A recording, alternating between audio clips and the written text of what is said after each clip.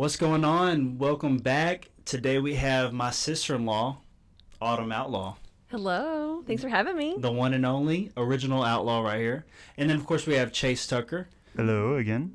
The technological genius guru / Tesla owner.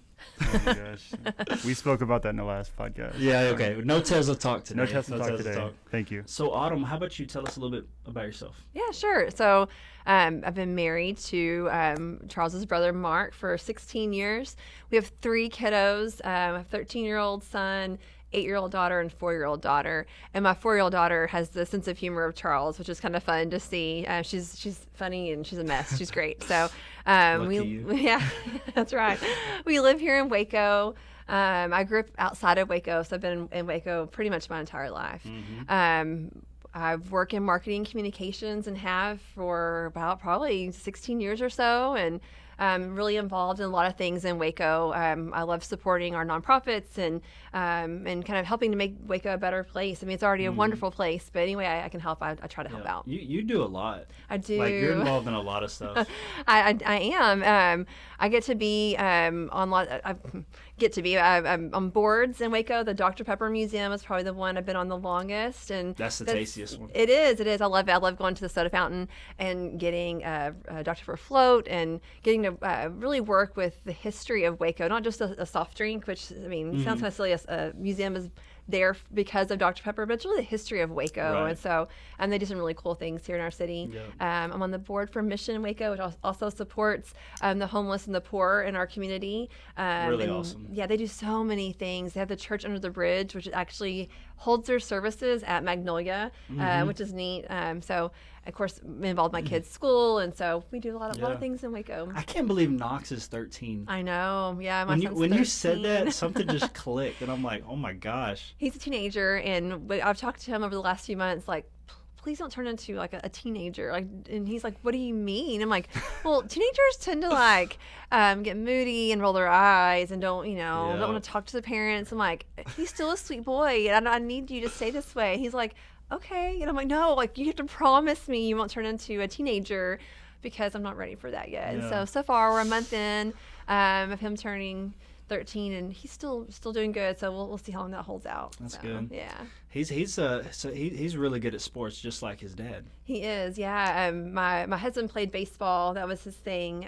He played all sports, but baseball was the one that he played in high school. He played junior college and then played for Baylor. Pitched for Baylor. So after.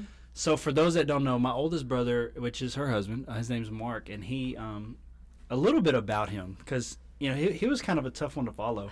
He was valedictorian from the high school that he graduated from, valedictorian, and then he went to MCC, which is a community college, played baseball there for 2 years, and then went to Baylor.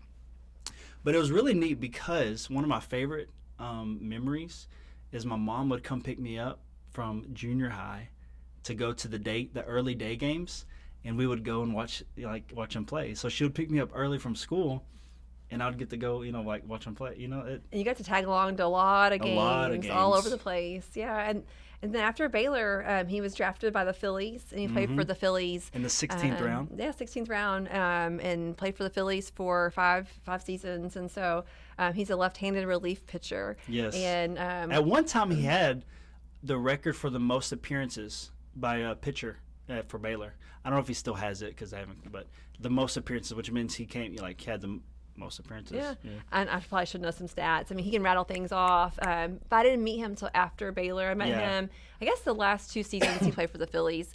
And being a Waco girl, I worked at the mall, a little boutique there. And the girl I worked with, her roommate and Mark, her boyfriend was roommates with Mark, and so that's how I met him through that. During off season, he was in Waco, and so I got to watch him play the last 2 seasons with the Phillies, and he played up to Double-A and got to play with the Major League during spring training in Florida. I got to go see him play in Florida, so it was neat. I didn't really know I'd like baseball as much as I did back then. Yeah, it was really cool, because we got to go a lot of places, because he was playing in different places. We got to go to Florida and Pennsylvania, and it was a lot of fun. Yeah, he's traveled everywhere. All the games? Like, did you go to all of them? Or? I went to almost, because my parents, like, if they could go, Right. we went. So Okay.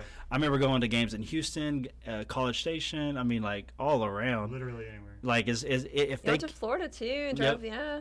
for the Big 12 tournament, Mm-hmm. and it was in Gainesville, Florida. And okay, a story about that actually. So that was my that year. I believe it was my 5th grade. It was the end of my 5th grade year, and it was the last year I would ever do track and field.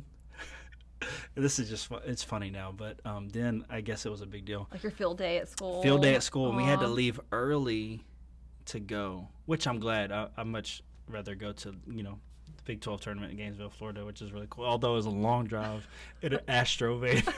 I've heard stories of the van. Oh It man, was in the summer too, right? Wasn't it? it was like right So at it's the a hot drive. Too. right at the beginning, and this is AC wasn't that good, but Right. this van had one of those beds, that with the button in it, or the back seat went all the way to a bed, which is kind of cool. It's the Astro So van. did you take a nap like on the way there as a kid? Oh yeah, That's pretty for sure. my personal, I just want to know because I've never been in one, but Oh man, know. I'm sorry. Yeah, Yeah, a TV in that van too. There's a- I've heard so many stories of the memories of my vacations made in that it was van. it was a cool van. I'm not gonna lie, I kind of miss it.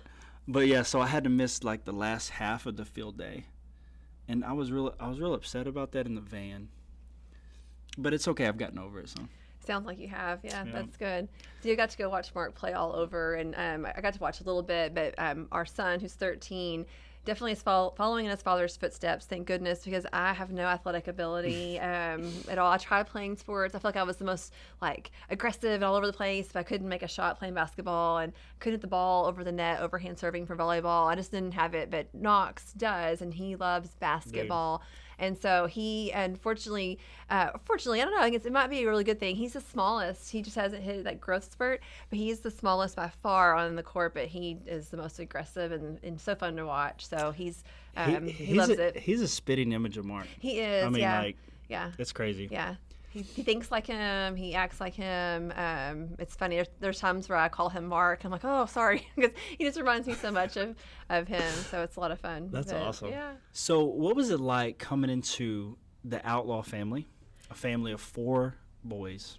It was interesting. I grew up, I have a sister, and then my mom is identical twin. She's a twin sister, and she has 3 girls. So I grew up in a family of girls, like all girls. My poor dad was outnumbered. Even most of our dogs were girls. So whenever I met Mark, he's like, yeah, I'm the oldest of 4 boys, and we love sports and, all that. I'm like, okay, and didn't know what that meant until I kind of got, I was in it at that point. But it's wonderful. I couldn't imagine marrying into a better family. Your mom and dad are amazing, and all y'all are great, but it's definitely an adjustment, grow up in a girl family where we played Barbies and we, fixed each other's hair and all that. And, the boys, they play football, they want to be outside. And shoot each other with BB guns. Shoot each other with BB guns. And the stories that, I didn't even get to see, but I've heard over the years are the best. But that one takes the cake by far. When Charles was shot by a BB gun by Jeffrey, the third in line brother. And I'll let you tell part of the story because I have the kind of wrap up part of the story too that I was involved in. Yes. So when I was, I don't know how old I was, 9 or something, 8. I think you're about 8 because Mark said he was a senior. Yes, and it was okay. on his birthday. I think he just turned 18. I was 7. Okay. Yeah, because he just turned 18, so I was Okay. 7. Yeah. Okay, 7 and a half. Because Mark's birthday's the 2nd of January right after Christmas, and it was a Christmas gift. That's right. so. That's right. And so Jeffrey is 5 years older than me. He's like she said, the third brother, and I'm the youngest. And Jeffrey got this BB gun for Christmas that he really wanted. Well, actually, I got one too, but mine was not as powerful. Your parents are crazy, by the way. I love you, Vicky and Rodney, but for taking I don't know. BB Hey, guns, I don't know how my parents did it. I'm I gonna be know. honest, because now I have kids, and I'm like, I don't know how they did it. Yeah. I would have drove myself crazy. right. So love you, parents, mom and dad. So, anyways, we got through watching some kind of like scary movie, and so Jeffrey gets his BB gun, and I'm pretending to be a monster, and I was walking like, ah, and he's like, points the gun at me, and then next thing I know, pop, and I was like, because it was kind of weird because I didn't feel it, which is I don't know. Well, and who would think you get shot by, really shot by a BB gun? Dude. I mean, or any gun, yeah. in our living room. Okay, so then I turned around, and there's this huge mirror behind us I turned around and went, and there was this little hole with a little bit of blood coming out. I was like, you shot me.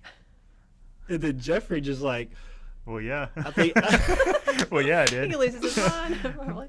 hey, you have a younger brother. Did you ever I do. shoot? Did no. you ever shoot your brother? We never shot each other. Well, good job. I never can't- shot my sister either. Right. For I don't think that's a very common thing. I don't think it I is. think this is a I one-off. hope not. So then Jeffrey kind of. And you were home alone too. Yes, we're home 'cause alone. Mark and they were all at a basketball game. Yes. I think, if I remember right. They're at a so. basketball game, and we didn't want to go, so we stayed. You know, they let us stay home. And normally it was okay, but Jeffrey this time shot me with the gun. So then he starts panicking. Is like, oh no, what do we do? What do we do? And at first I was not panicking because it didn't hurt, and it was just I don't know. But his panic started making me panic because he starts saying stuff like, "Oh, Charles, please don't die, please don't die." Oh my gosh. And 7-year-old me is like, "Oh, am I going to die?" I'm about to die. This is it. And so I start freaking out, and I remember he was hugging me. You know, it was like the most affection he ever showed me, which is kind of a touching moment.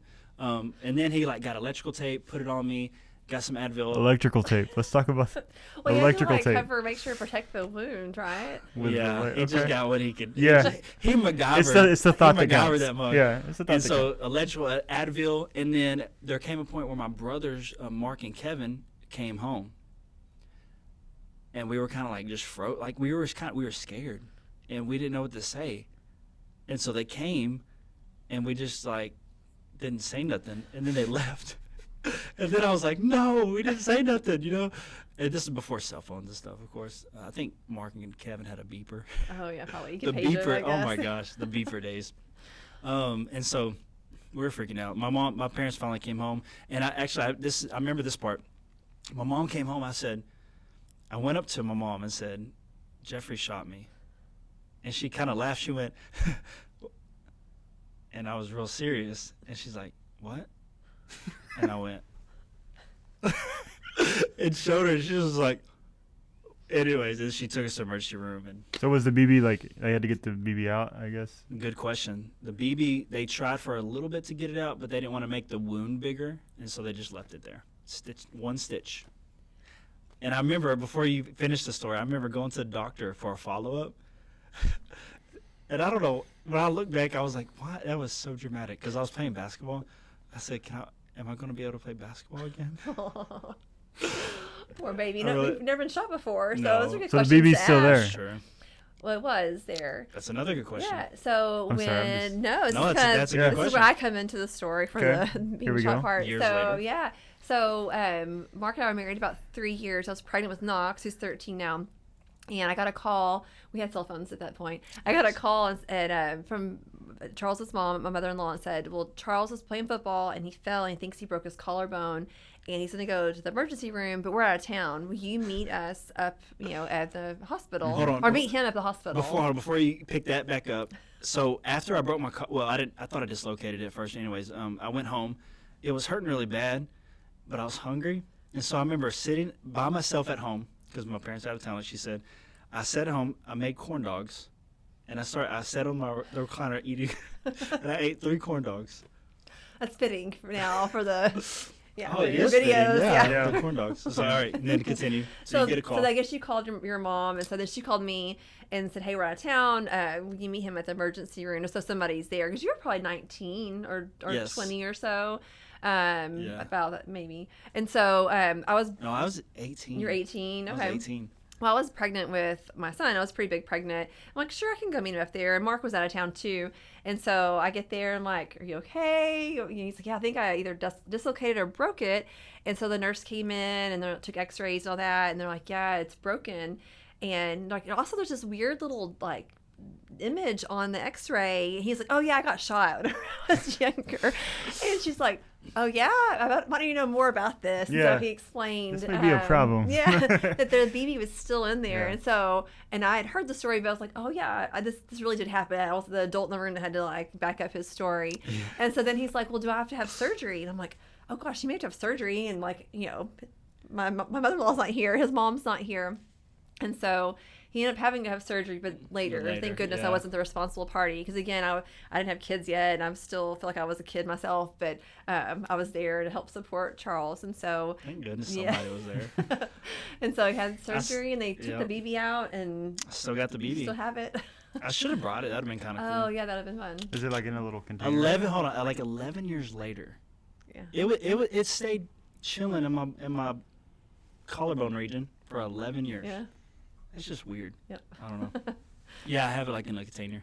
So that's the difference between boys and girl families, because that never happened in my family, but kind of baptism into the boy family, shooting people, breaking collarbones, playing football, all that kind of stuff. Yeah, I remember on that note, I remember being in the backyard, Mark, Kevin, and them playing like wiffle ball, and they had this big like plastic wiffle ball bat, and I was just running around, like la la la la, and I think it was Mark's backswing, like he swung, and then his bat, I was just walking around behind him, and the bat just smacked me straight in the face, and I was just like, whoa. So there's a lot of that too. The boys are pretty rough. But it was and you're also a lot of competition within the Outlaw family. I'm sure all boy families. And one of the favorite competitions that the Outlaw family has is the annual apple peeling contest. Yes, please talk about this, because I see this every year on Facebook. Yes, this is my favorite thing. Yes. So the backstory with that too is the boys' Uncle Mike, they would host Thanksgiving at their house every year. And so Aunt Patty wanted to have apples peeled to make apple pie. And so with a bunch of boys, how do you get them to do things like that? You make it a competition. Right. And so it started off where, who can peel the apples the fastest or the longest peel. I'm not sure the rules. But over the years, it has just evolved into this massive thing that we do every single year. It's like the best tradition ever. It is. That it's is really cool. Yeah. So you want to tell me too, kind of what we do? Yeah. So, it's always Wednesday before Thanksgiving. So we can make and pies, so we usually now, it's kind of evolved over the years. So now we go to Mark and Autumn's house. It's kind of where we y'all host it. Mm-hmm. And that's where we make the pies. And so we bring our own apples. So many rules. Yes. So yes. Bring your own apple. Bring your own apple, and you got to bring your own knife. They don't. They say steal my knives, though, because I have some good knives. And I hide the best one, my award-winning knife I hide. But bring your own knife, bring your apple. Those are the rules. They don't always follow. It's fine. I would enjoy it more if I was better at peeling apples. We gotta practice. Practice year round. That's what I do. So what are the rules? Not what I do. So how do the rules work on this? Like, so you get points based off what? Like, is there an award for the longest so peel? there is an award, and we actually have I should have brought that too. We have an award that Charles's mom got probably 11 years ago, and it's amazing. It's just a little fake apple on this little pedestal, and it opens up, so we have all of our records inside. Yeah, you got to keep records. And so yes, you have to, because it's a competition, and so I'm all in on this too. Mm-hmm. I mean, I never was this competitive until I'm in this family. So the rules are: bring your own apple, you bring your own knife, or you borrow one of Autumn's knives, and then the longest continuous peel wins. Yep. But the way that works is because if you were to pick, you can't just lay it out and go, there's my peel, because you could kind of piece it together. So you have to be able to hold it up for about 2 seconds. Very important. And as long as you can lay it down, then that counts. So as you measure, because people were measuring kind of rough and breaking peels, we're like, well, that's not fair. So you have to be able to, you do the peel, one continuous peel, you hold it up 2 seconds, lay it down. Then we get twine or a little piece of rope, and we measure all around the edge of the peel, and then we use a tape measure, and then you can put it in. You can peel as many apples as you want, but you have to bring the apples to peel. Yeah. And so even the kids try to chop apples and do all kinds of things. We or stack apples up, so kind of give them some competitive events that aren't with knives. Because every now and then we have to break out the Band-Aids and go back to the hospital again. Yeah, we have 2 nurse practitioners in the family, thank goodness, not me, but who are there to help if they need to. So, but based on that, the longest peel wins. And people have tried to cheat. Several times. Yeah. Like I remember, was it Kevin that tried to put 2 pieces together with gum? With gum, yes. Or hold it, pretend. Yeah. Gosh, I'm just cheaters. Somebody brought an apple peeling little machine, like a Cracker Barrel, and it peels, and that's fun, that's great, but it doesn't count because that's not part of our rules. So I mean, that's like equivalent to a foreign substance or illegal bat or something. Right. And I have people who tag me on Facebook with all these different things. I'm like, oh, that's cute, but we're set on our rules and We're guidelines. keeping it legit. That's right. We're trying to stay legit. So. Yeah. So it's so much It's a lot of fun. fun. And the things we've done the last few years is we kind of do a wrap up where Charles has a fun video interviewing the top 3. Because the top 3 I have seen this. get, Okay. we get a picture and you have a little piece of paper that has number 1 that's been around for forever, You probably know- a decade.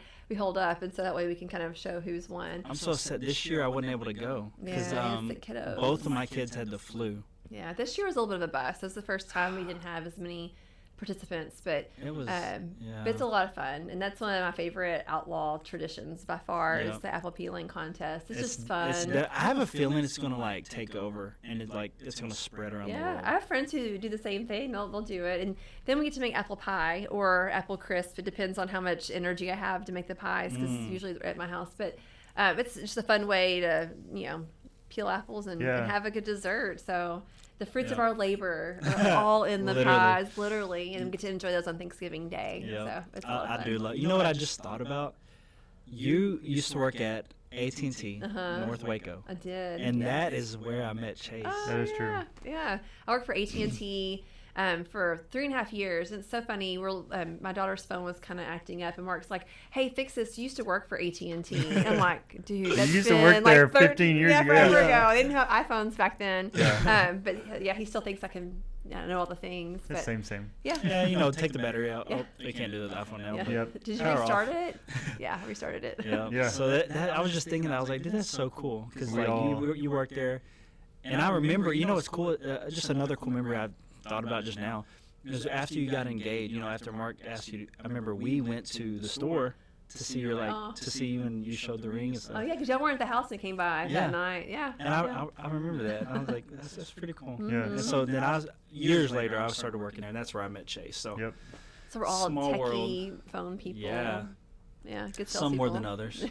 We're techie phone people, not podcast people. Yeah. Hey, We're working on it. Hey, We're working I'm on it. kind of a podcast person. I'm Yes. kind of, Okay. I'm in that Autumn realm is. now. Autumn is more. She's the Yeah. expert. She's trying to keep us in line right now. I don't know about that, but I did just launch, or I am launching, a podcast next week. It'll be on March the 5th, and it's called An Original Outlaw. It's exciting. It's a lot of fun. So what my podcast is about is really just introducing people to my friends, kind of like what you are doing here. But I feel like being a 41-year-old mom, wife, I work and I volunteer and all that. Like, how do I find time to see my friends and have that? Because I Right. need that support. I need my friends. It's really important to me. And a lot of people kind of lose that. And so I want people to meet my friends and kind of hear how we met and how we stay engaged, if it's a lunch date or if it's trying to find, if we're both volunteering in the same areas or whatever it might be. And then like easy meal tricks.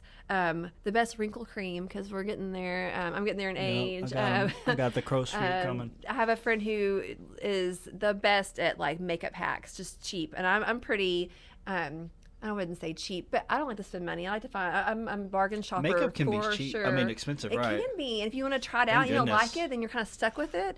So anyway, but the podcast is really just talking with my friend. I have a friend or two on every time, getting to know them, how we met, and then hopefully pass along some helpful tips and tricks to help make life better. I mean, y'all can totally listen to it too. I think guys can I will. listen. But I mean, I'm a woman, and I'm kind of geared it towards women a little bit more. But I think anybody can enjoy it. Yeah. So I think it's a lot really of fun. cool. I think it's really cool that you're doing that because you're really good with just speaking and because. If for those that don't know, also she does some stuff with our local news channel, and so she's done a lot of things called Moms Every Day. Yeah, and And- I kind of fell into that. It's funny.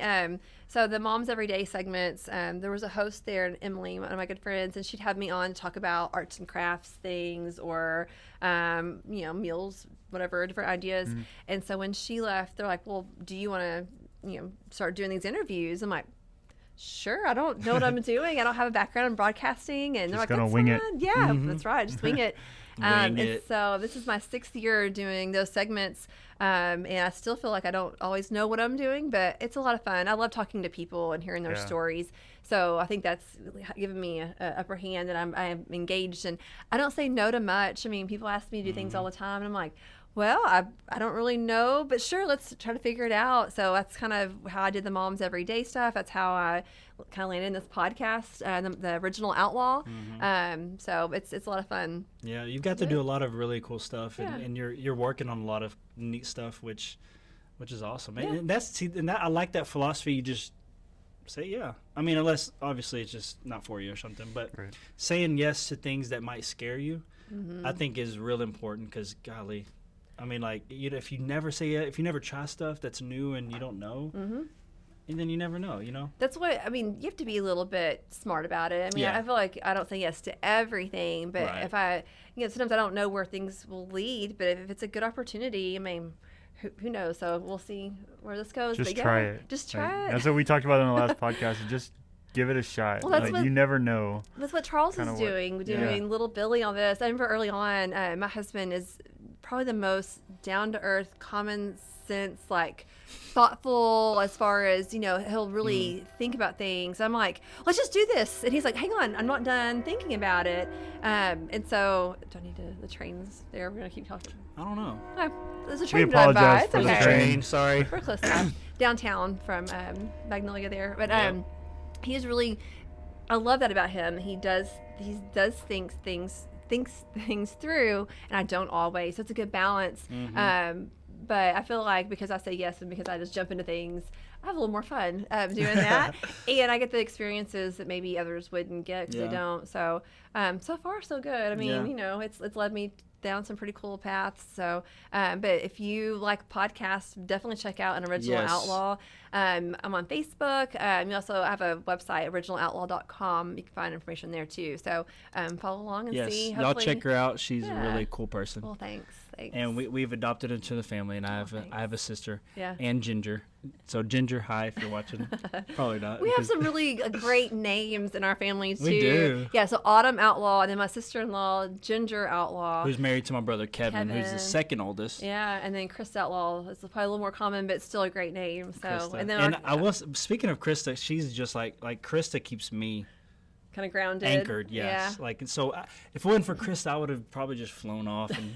She does make appearance every now and then in your videos. Every now and then. Yes. Yeah. Every now and then. She's so great. I love the eye roll and the head Yeah. shaking. That's what Mark does to me too. He shakes his head. I think everyone needs that in their life. If you're over here and you're like, yay, life's great. Yes, I'll do whatever. You need that person who's like, what? Why would you? Yeah. And so I have my Mark. You have your Krista. Everybody has their person. I think that helps keep them grounded. Behind every great person is a spouse rolling their eyes. That's right. That should be tattooed somewhere on a wall. It's on my back. Oh, good. Yeah, it needs to be somewhere. I'm a big tattoo. I got a dragon. No, I'm joking. A dragon. But yeah, I think it's important though. So an originaloutlaw.com and at Original Outlaw. Yeah. No, what is your so on Instagram I share all kinds of things. It's not podcast specific. But my kids are cute, lots of pictures of them. Oh, yeah. But it's an Original Outlaw, and then Outlaws have pretty cute kids. I mean, I might be biased, but yeah, we do. But yeah, sorry, should be Original Outlaw on Facebook. I mean, I'm sure you'll find me there too. And it's launching next week. It's there, but there's not a lot of content. So give me a time, and I'll flood you with information and lots of fun things. Yes, so. Autumn is the best, and y'all be sure to go check her stuff out. Give her a follow, like, and enjoy all her great stuff. Yeah, I appreciate it. So Autumn, thank you so much for being on here and dealing with all of this craziness. Oh, it's so fun. I appreciate it. I thrive in the craziness, and so y'all bring it. And I wouldn't expect anything less from y'all. You're a blast. So Chase. If it wasn't for Chase, we just wouldn't be able to do it. That's not true. He'd still do it. He'd probably just have we have our mics or something. We have our phones out. Trying to do this way. No, you really seriously. You are so good with tech stuff. And we're still having issues. We are. I know there's already like a slight echo. We're trying to work on that with the room and stuff. So, we're getting there. Yeah. So for those who've watched the whole thing, I really appreciate you for dealing with this. If you watched the whole thing, leave a comment saying you watched the whole thing. I did it. Yeah, And, we'll go and give you a little yes. extra applause or something like that. So. Y'all the real MVPs. Yes, you are. Is there anything else you want to add or plug or let anybody know like what you're doing? Sure. I'll mention Rogue Media Network is who I'm working with for the podcast. So if you want to go like and follow them, they're all over social media too. They're doing a ton of podcasts. They have 15 right now lined up, and so some really great content there you can check out. And it's not we're in Waco, so some of it's Waco specific. Which I mean, come to Waco. There's so much to see beyond Magnolia. I'm telling you, it's a great little city.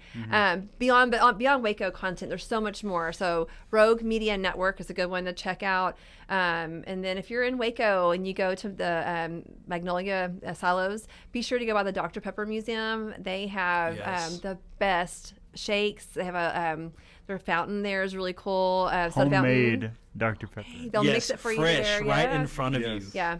And it really is the best. The best. Like there's nothing that. It's the original. It's the original, so it's the best. So swing by there and get a float because it's really great little part of Waco, and the building's historic. It's really cool. It really is. Yeah, and then I don't know, just. Keep following Charles. He's amazing too. So. It's funny. My favorite. This just last note because I like to chase rabbits. One of my favorite field trips ever was going to the Dr. Pepper Museum when I was a kid. Awesome. Yeah. That's just so y'all need to go there too because it was my favorite field trip. Yeah. I still take field trips there sometimes. We should plan one. We should go now and go get. We should do that. All right, we're like right here, anyways. Like, I know, right it's by down the it. street. We're gonna the go train get. drove by. We're gonna go get on the train and go down to the Dr. Pepper Museum and get us some Dr. Pepper. But thank y'all so much for watching. Thank you, Chase. Thank you, Autumn. Yeah. Thank you. And until next time, see y'all later. Peace.